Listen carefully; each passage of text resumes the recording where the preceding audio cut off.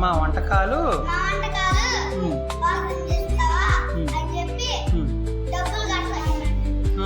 Okay. అప్పుడు ఎవరు వచ్చారు అక్కడికి?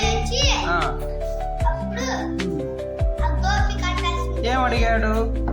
ఏమిటి గొడవ అని అడిగాడు. ఓకే.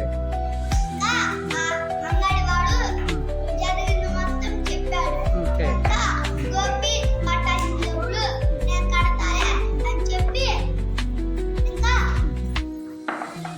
అని అన్నాడు. ఓకే.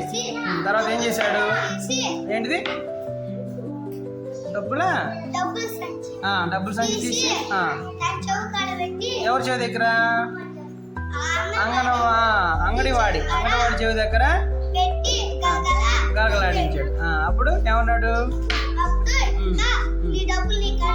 డబ్బులు చప్పుడు విన్నావుగా, నీ డబ్బులు నీకు అందాయిలే అన్నాడు. అప్పుడు అంగడివాడు తను చేసిన పనికి సిగ్గుతో తల వంచుకున్నాడు. ఎట్లా ఇది కదా నీకు అర్థమైంది? గుణపాఠం అనే కదా. అంటే వాసన చూస్తేనే మరి డబ్బులు కట్టమన్నాడు కదా, అందుకని డబ్బులు గలగలాడించి ఇచ్చినట్టే కదా అని చెప్పి అతనికి గుణపాఠం చెప్పాడు రామయ్య.